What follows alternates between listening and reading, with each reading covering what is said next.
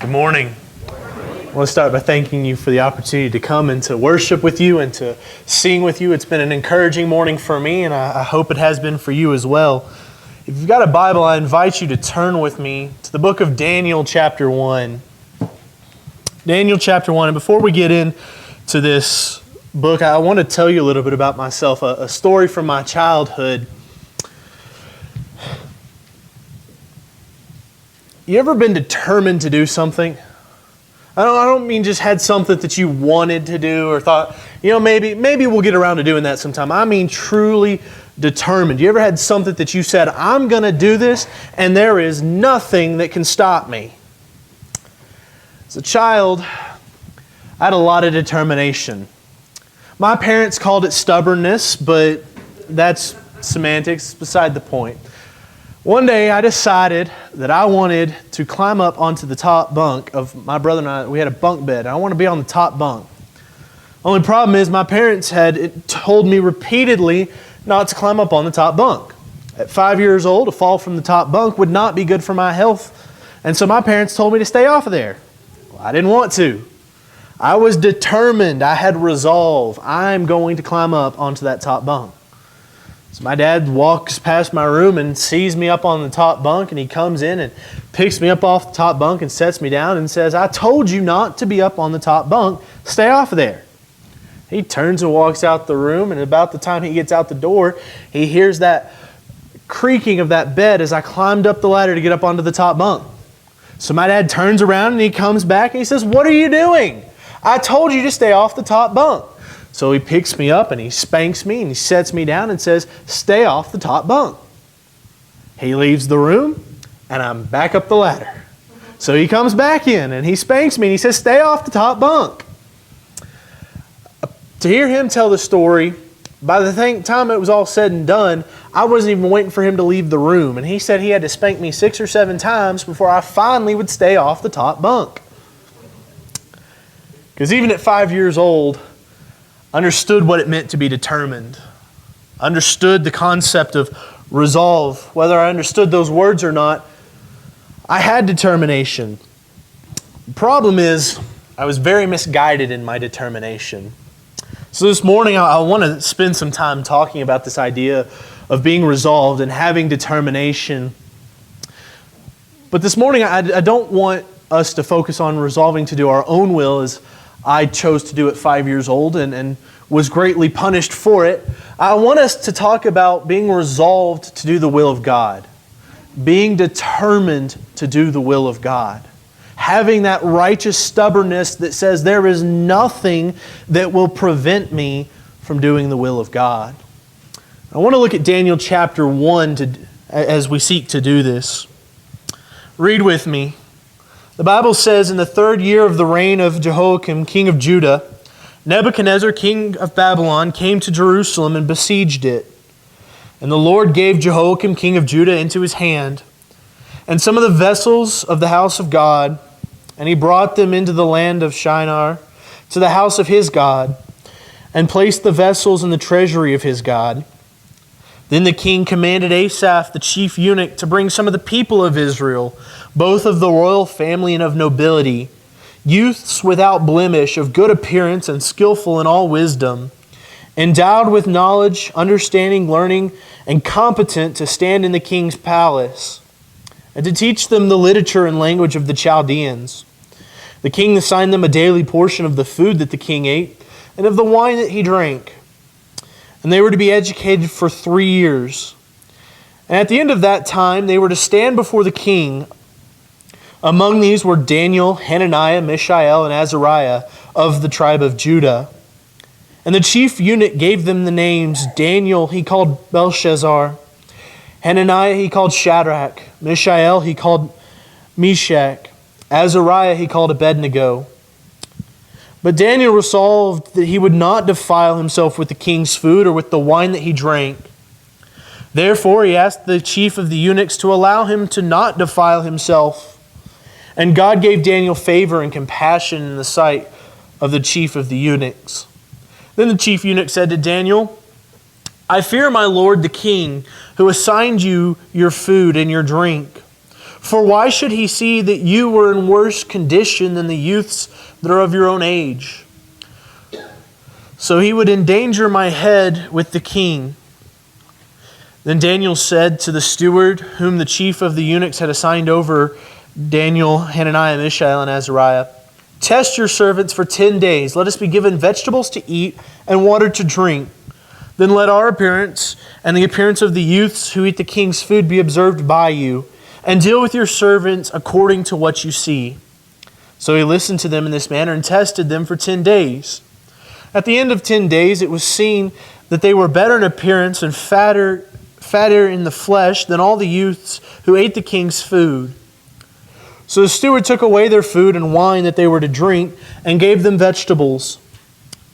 As for these 4 youths, God gave them learning and skill in all literature and wisdom. Daniel had understanding in all visions and dreams.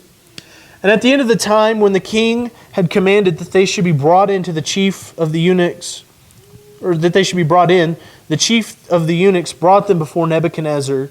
And the king spoke with them, and among all of them none was found like Daniel, Hananiah, Mishael, and Azariah. Therefore they stood before the king. And in every matter of wisdom and understanding about which the king inquired of them, he found them 10 times better than all the magicians and enchanters that were in the kingdom. And Daniel was there until the first year of King Cyrus. This morning, as we look at the story from the life of Daniel, I want us to remember one thing: resolve. If you don't take anything away from this lesson, remember Daniel chapter 1, verse 8. But Daniel resolved that he would not defile himself with the king's food or with the wine that he drank. My hope is that when you leave here this morning, you don't make the mistake that I made as a child in resolving to do my own will, but that you learn from Daniel to resolve to do the will of God. So let's talk about Daniel's resolve. Daniel's a prince serving under a foreign king. The book of Daniel spans the time just at the beginning of Babylonian captivity all the way through the end of Babylonian captivity and the beginning of the return of some of the remnant. So Daniel will get to experience the full weight of Babylonian captivity. And he will experience God's punishment on Israel for Israel's having forsaken God and chosen to do their own will. But in all of this, Daniel will resolve not to turn his heart away from God. So Daniel finds himself a prince in a foreign land. A land trying its best to strip Daniel's identity away from him. One writer writes that Nebuchadnezzar was not interested in putting good, hard-working Jews to work. He wanted those Jews to be Babylonians. He said the old Jewish wisdom had to go, and from now on it would be the new wisdom, the wisdom of the world and the wisdom of Babylon. But he notes that the Babylonians could change Daniel's home, his textbook, his menu, and his name, but he could not change Daniel's heart. That's where we're at this morning.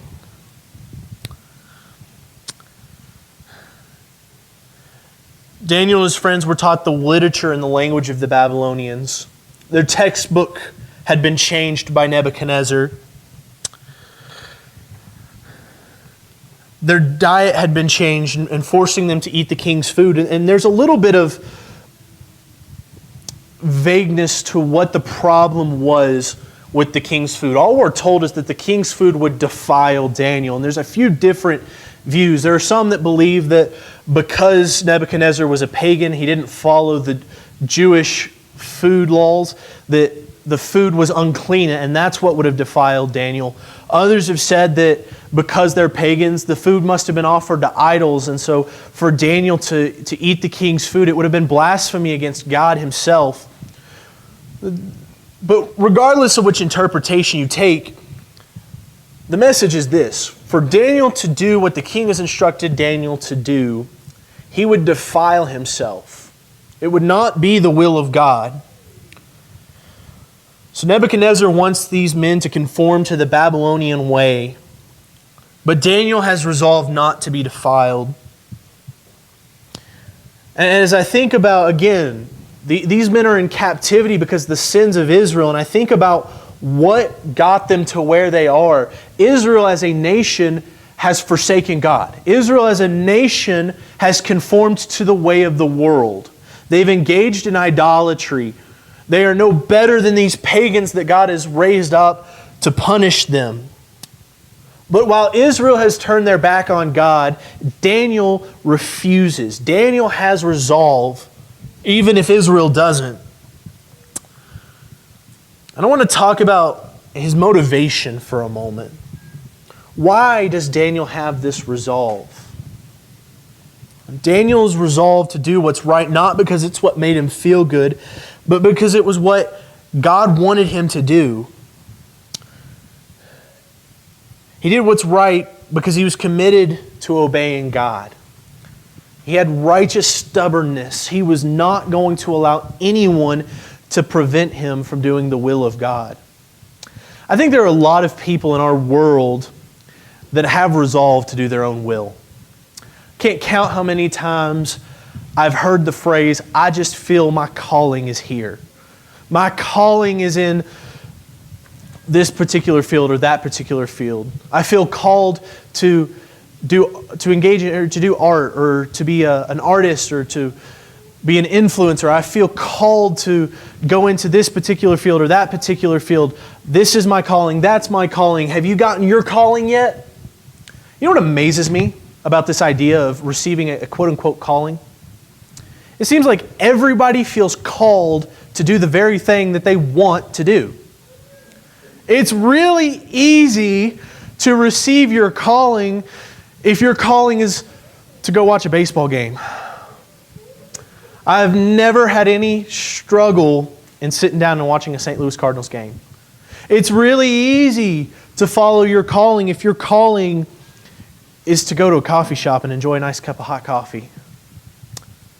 But what if your calling is to do something that you know is going to hurt you? What if you're called to defy a king that you know has the authority to put you to death? What if your calling is to obey God despite what the world around you is doing? Can you fulfill your calling then? Do you have that resolve? Are you like Daniel, resolved not to be defiled by things of this world, but to live as God would have him? So what does Daniel do? We notice that Daniel is resolved to do the will of God rather than his own will. But how does that play out? Well, as we read, he requests the eunuch allow him not to be defiled, but to give him an alternative diet. We see something really interesting here. When Daniel requests this, we're told that God gave him favor in the sight of the eunuch. Brothers and sisters, when we are resolved not to be defiled by things of this world, we get favor in the sight of God. God went to work for Daniel because Daniel went to work for God. God worked on the heart of the eunuch and softened his heart. And there was a fear there, and a very valid fear. The fear for the eunuch was, it has been my instruction, my job to make sure that you measure up. And what's going to happen in 3 years when I present you to the king and you're this scrawny little twig that can barely function? It's my head that's on the chopping block. So Daniel says, don't worry about it. It'll be okay. Test us. Give us 10 days.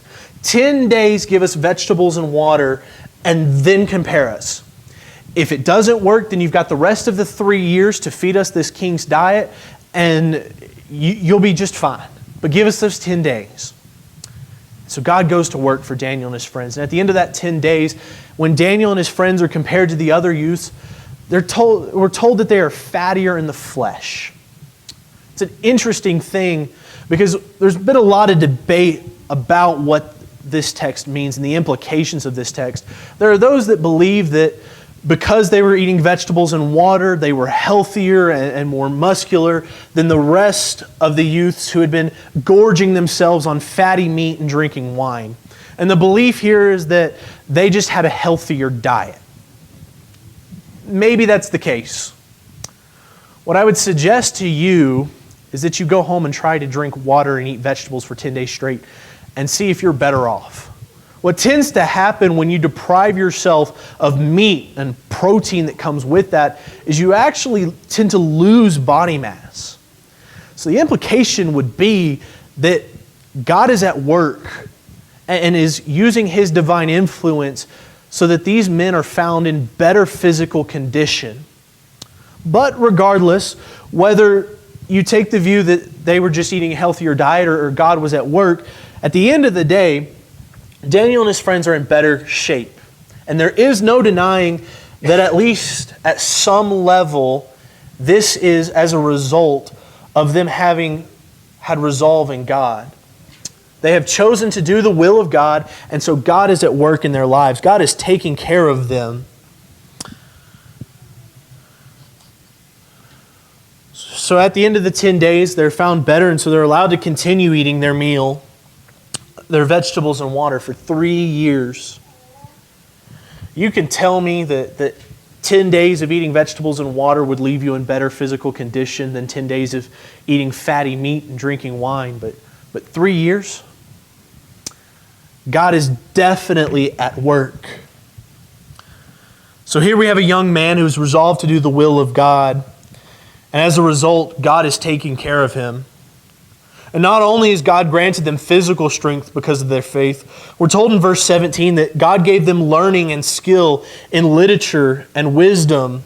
And Daniel is even given the ability to interpret dreams and to understand them. Daniel has chosen to obey God, and so God has provided for him and is taking care of him. Because of Daniel's faith, God has granted Daniel favor. And we see God's hand in Daniel's success so that ultimately Daniel will end up serving the king and is even credited with being better in every matter of wisdom and understanding than all the magicians and enchanters that were in the kingdom. Here Daniel is, he's a prince. He's the cream of the crop. But now he's in the midst of a bunch of other princes. He might be special in his own homeland, but here in the king's palace, he's surrounded by men that have just the same amount of education as he does. And yet, for some reason, there's something different about Daniel. It's probably not his diet. It's certainly not his education. He's getting the same thing as everybody else. What makes Daniel so special? Why is he so much wiser than these Babylonian princes? It's his resolve. It's his willingness to obey God. Brothers and sisters, we face the same problems that Daniel and his friends do. Nebuchadnezzar wanted Daniel and his friends to conform to the Babylonian way.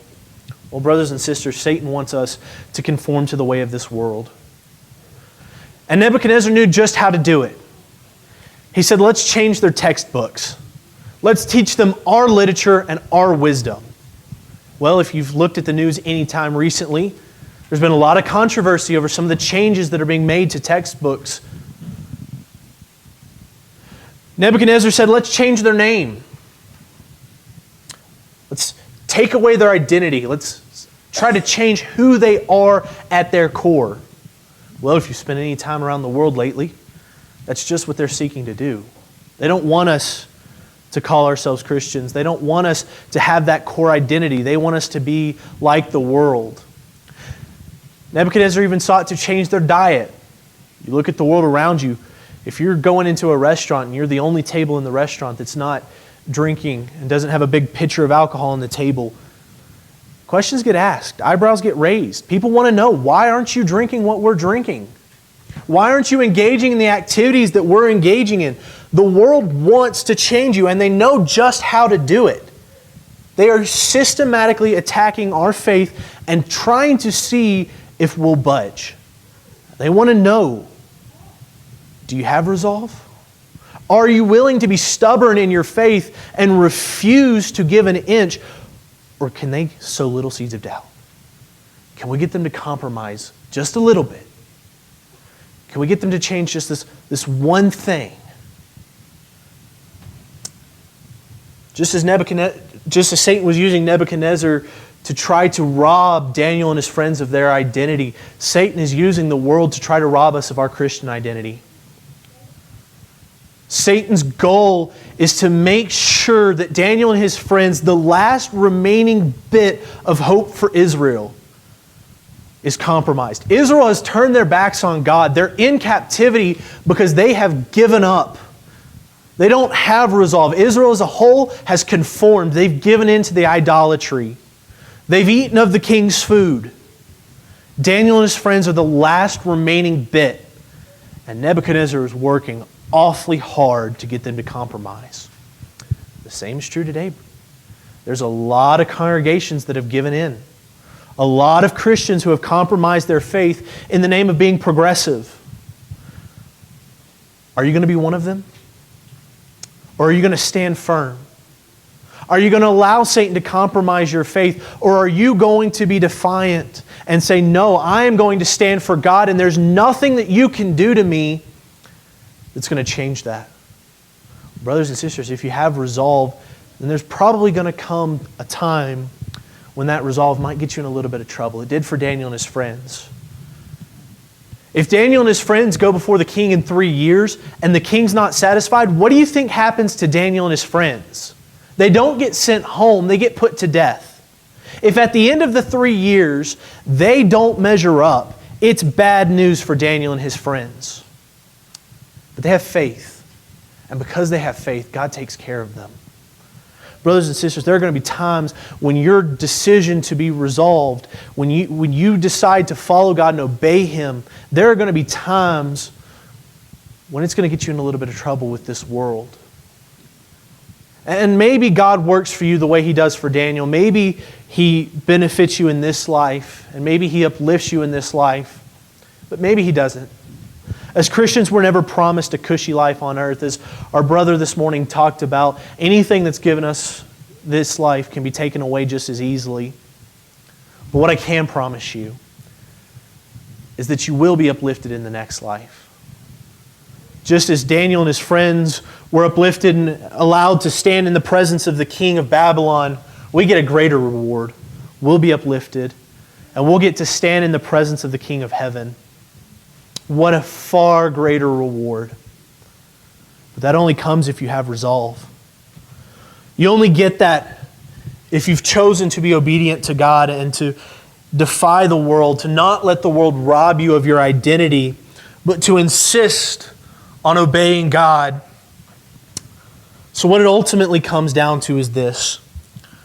If we face the same trials as Daniel, then our solution should be the same as Daniel. Just as Daniel faced a king that was seeking to take away his identity, we face a king of this world, Satan, who seeks to take away our identity. But Daniel's resolve resulted in him being uplifted. And if we have resolve, God will uplift us. If not in this life, then in the next. When Judgment Day comes, if we're found to be faithful, then our King will approve of us. And we will be allowed to stand in His presence and be granted a place in His kingdom. But I want to remind you of the eunuch's concern. The eunuch was concerned about what would happen if the king did not approve of them. Because the eunuch understood that if the king did not approve of them, the punishment would be death. Brothers and sisters, the same stands true for us. When Judgment Day comes, if the king does not approve of us, it's eternal death, a far greater punishment. So which do you want? Do you want the king to approve of you and grant you a place in his kingdom, or do you want to be condemned to death?